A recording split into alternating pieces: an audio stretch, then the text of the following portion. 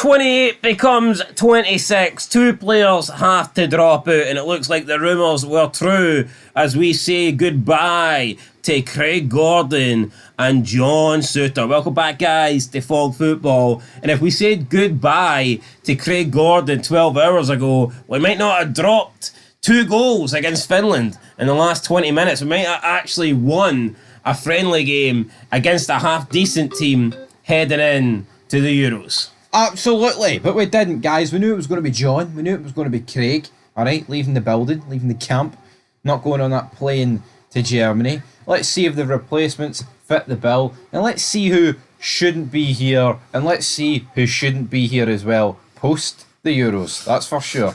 That's good.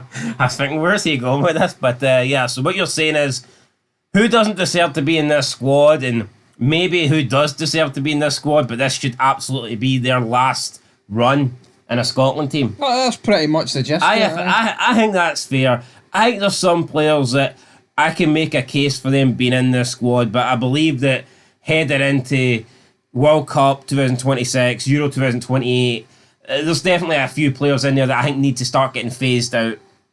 Or maybe just, never mind phased out, maybe just completely cleared out altogether. Yeah, I would agree, right? So the 3 goalies are Gunn, Kelly, and Sander Clark. I think these 3 are the future. Right now are the 3 that Scotland should be looking at, right? I can't really see. Robbie McCrory is someone that I think could definitely get in there, especially if he does leave Rangers. Links of him, rumours of him going to Aberdeen. If he goes to Aberdeen and becomes the first team keeper, I could see Robbie McCrory breaking into the Scotland squad. But I expect these 3 to be mainstays over the next couple of tournaments. I don't think these 3 are going anywhere. Robbie McCrory right now is the only guy that I can potentially see breaking into this. I think we're done with Craig Gordon. I don't think we'll see Craig Gordon again. So, other than these 3, Robbie McCrory's probably the only guy out there that I think will break in. Craig Gordon's was a goodbye, right? Yesterday, it was a goodbye. I think Craig Gordon's more than good enough. I think the real reason he's not getting is because he just hasn't had enough game time. And he's been injured. And when you're not getting game time, then you're going to make more mistakes. You're not going to be as sharp. Yeah, so it is what it is. Let's move into defenders, right? Cooper, Hanley, Hendry, McCrory, McKenna, Porteous, Ralston, Robertson, Taylor, Tierney. That sounded really pish, didn't it? That didn't sound too good. Want to say it again because it sounds better second time around? No, I'm not going to bother my arse, but you can really notice the gaping hole on the right side there. Yeah, we need Hickey, but we don't have him.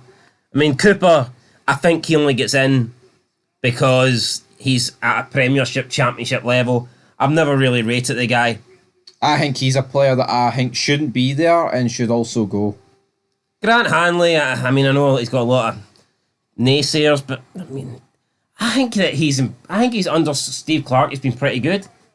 So I can't really speak too much about. I would rather take somebody like Lewis Mayo than Cooper. Agreed. I think we should start getting the likes of Lewis Mayo in, start getting these young players in, and see what they're made of, see if they're good enough. Another player that I think is good enough to be in the Scotland squad, or at least get a chance. People might say, Hearts biased, but I think Craig Halkett is someone that could definitely be getting a look in at the Scotland squad. And going into the future, that's what I would like to see. I would like to see those guys that haven't really got a chance at this before actually get in there, get an opportunity. I'm just sick of seeing the same faces in there, so for me, Yeah, but Craig Halkett makes Kamar Roof look like Iron Man. The guy's fucking injury prone. True, that's fair enough. No, there's not a chance. I think Craig Halkett, right, without injuries, is a very good defender. Same with I think John's, but then you say that John Souttar's kind of cut the injuries out of his game. Not at mistakes. Aye. Cut out the injuries, not at mistakes. Yeah, I mean, I would phase out Cooper, Hanley. I mean, I wouldn't even bother to phase McCrory in. Ralston, I would phase out. And, I mean, that's probably about it, to be honest. I look at Ralston and I look at but I mean, McCrory. The only reason they're in there is because of injuries. Yeah, going forward, Hickey and Patterson aren't going to be injured. Calvin Ramsey, will he come good? Yeah, I'd like to see him in there. Will Calvin Ramsey come good? Will Max Johnson come good? Oh, aye. Noticeable absentee. If you've got Hickey in there, right, fit, if you've got Nathan Patterson fit, and if we see Max Johnson and Calvin Ramsey improving over the next couple of seasons, then the likelihood of Ralston getting in there is just not going to happen. Yeah, I've just seen the human thumb on the TV. I know you think we're weak on the right side, but I think potentially a couple of years down the line, we could be looking at having a great right-hand side. Yeah. Arguably as strong as the left. But I think in a couple of years' time, Robertson's going to get older. I think we could be looking at a situation where our right side in a few years is stronger than the left, but it is all going to come down to the development of those players that I mentioned. Nathan Patterson, can he improve? And then you got like Johnston and Calvin Ramsey, two guys that great things are expected of, but we haven't really seen enough of. And who's the other guy? Miller? Calvin Miller? Aye. Isn't he a right back? Yeah, but see Greg Taylor. Another player had a great season. Greg Taylor's only in here because we play 5 at the back and Tierney and Robertson both start. That is it. I'm not saying he's awful, but that's the only reason he's in this team. Facts. Also, Josh Dodge, another player that we could see getting in there. So yeah, right. I think when you look at our fullbacks, we have potential over the next couple of seasons to bring in or see a massive improvement in those areas. Right, midfield. This is what I wanted to talk about. Stuart Armstrong. For me, ever since he threw away that win against England, I've wanted him out. And I know that was a long time ago, but I mean, here's the deal, right? Great moment for Lee Griffiths, right? Fantastic, 2 amazing free kicks. And when you're getting beat late on and you don't lose the game, right? It's good, but you just cannot help feel the disappointment. Like, to be 2-1 up and to lose it needlessly when we had the counter on for 3-1. It's almost like Stuart Armstrong knew it was on Lee Griffiths' fucking hard drive and shafted him. I mean, it's almost like he did, because it makes no... Then even in the Euros, he tried the exact same thing. Yeah, almost gifted England another goal in that. So, yeah, for me, Stuart Armstrong, you've been a good player. I think it is time to move him on.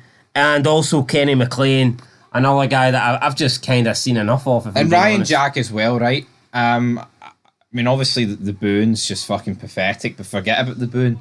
See McLean, Armstrong and Jack, those 3 have got to go. Have your last wee tournament, brilliant. But we need to start phasing through young talent. You need to get Lewis Ferguson in. As good as our midfield is, they're not exactly the youngest. Outside of Gilmore and Ferguson, there's not much youth in there. No, there's not. And come Euro 2028, I know it's 4 years away, but the majority of that midfield is going to be old. Probably, possibly entering the last tournament. Absolutely right. If not their second last, their penultimate last. Gilmore, McGinn, McGregor and McTominay all keep. I mean, McGregor is getting to the age where, as you say, he will be getting to his last. I actually think for Cal McGregor, the World Cup could be his last tournament. Especially if he wants to prolong his Celtic career. Yeah.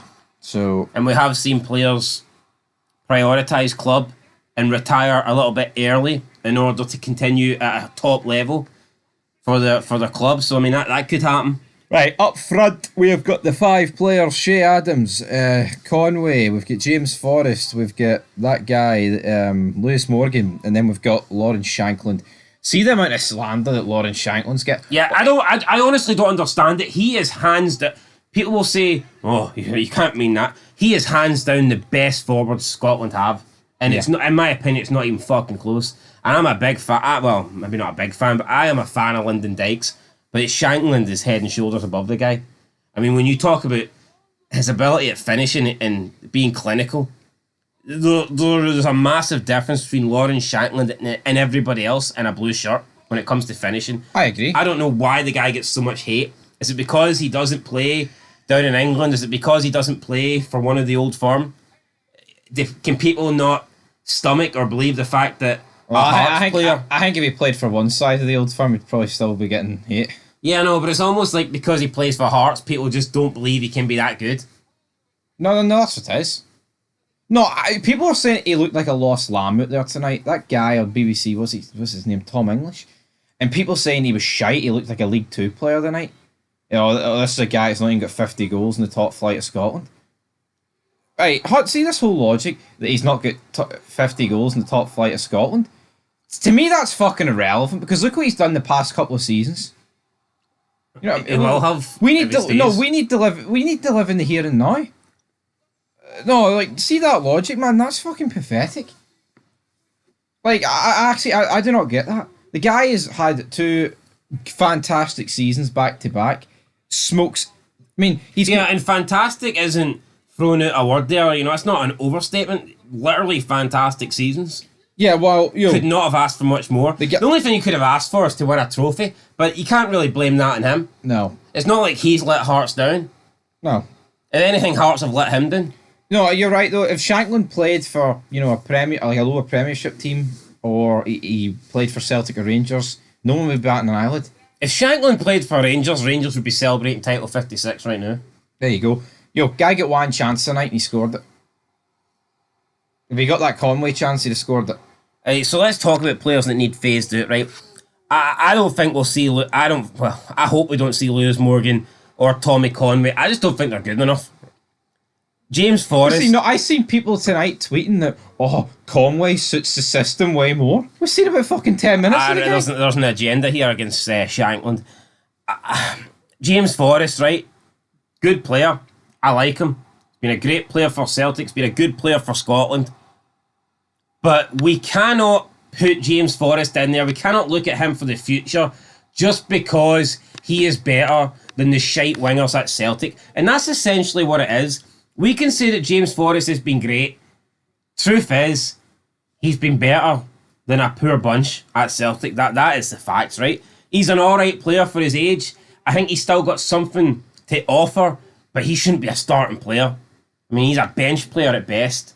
He shouldn't be. I get why he's in here, though. It's the Euros. You don't want to take a risk with youth, even though you could argue they've did that either side. Well, I think with injury problems he earns this place, but I don't think James Forrest should be in this squad for 2026. I think Shankland and Shea Adams are the only two that deserve to stay going forward. I tell you what, right, Celtic fans are waxing lyric over this guy. I guarantee you, see if no signings are made in the summer and Celtic are rocking into the Champions League with James Forrest, the fans will be fucking fuming. Yeah, they will be. But that is your squad. I think it's just time to filter a lot of it out, and that could include the manager. Could include the manager. My only issue is I just don't think we're really that blessed with lots of young players coming forward. I know I spoke about the fullbacks, and I think we're good in those areas. But, yeah, I mean, you look at strikers, I mean, where's the young prospects coming through? No. You got Ben Doak, who let's hope he can turn into a superstar within the next few years. Yeah, let's hope so, but that is where we're going to wrap this up. I think you need to give youth a chance. I'm not even too sure what's after the Euros. Is it Nation Leagues? Fuck, we're in Group A as well. Lots of pumpings coming there. A lot of pump. Here, see that 1 win in 9 pish? That could turn into 1 win in like 15. Could do. Hopefully that doesn't happen though, guys. We'll catch you in the next one. Let us know your thoughts down below. What players would you phase out? What players do you think deserve a chance? And what players do you think will be key to Scotland in Euro 2024? We'll catch you in the next one. Till then, peace.